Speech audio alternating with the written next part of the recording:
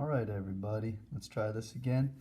Hopefully you saw my first video and you have picked up your packet with work for the first 2 weeks.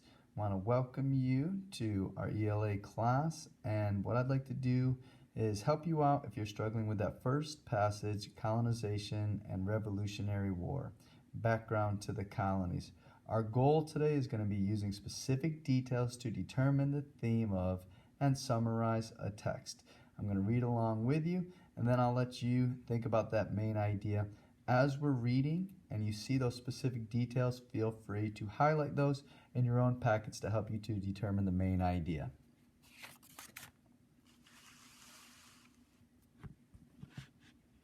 Before the Revolutionary War, there were 13 colonies under British rule in North America. People came from all over Europe seeking freedom or fortune in the colonies. Many people brought their culture with them, and people of similar backgrounds often came together or settled in the same place. Soon, each colony began to take on its own character. There were 3 main groups of colonies: the New England colonies, the Middle colonies, and the Southern colonies. Each group began to share characteristics based on its location and people. For example, the Southern colonies have fertile soil and sunshine necessary for farms. The northern colonies had some important ports. New England. Soil in New England was rocky and the winters were harsh, which made farming difficult.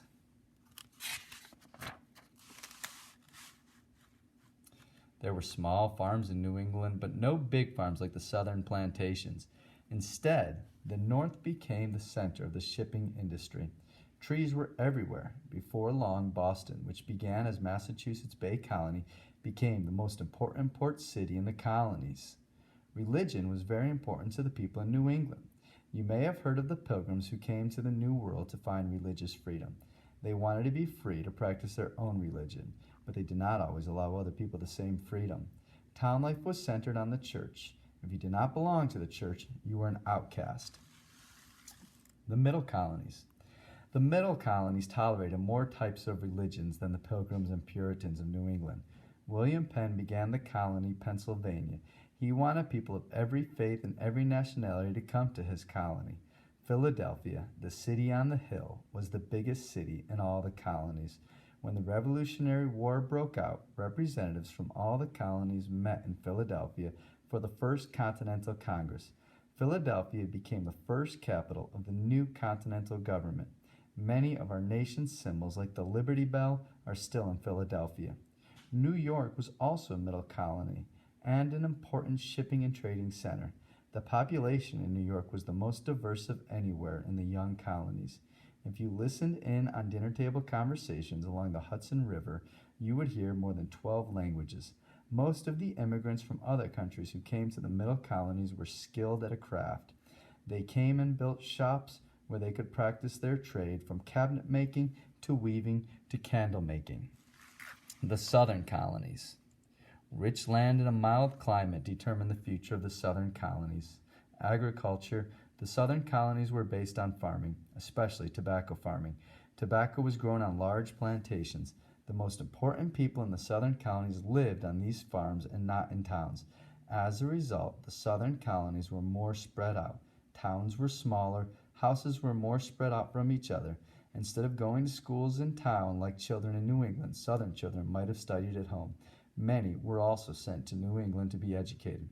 Now take a second and think, what do you think North Carolina would have fallen into place for colonies? Were we a northern colony, a middle colony, or a southern colony? What I want you to do, if you haven't already, is hopefully answer these questions with a big focus on question number 5. The passage background to the colonies is mostly about. That mostly about should be cluing in on main idea. So think which answer would be the best for main idea. Answer the questions, and tomorrow we can take some time to go over these questions and see how you did. Feel free to leave comments, checking in so that I know that you're doing along with me, and hopefully we can accomplish this together.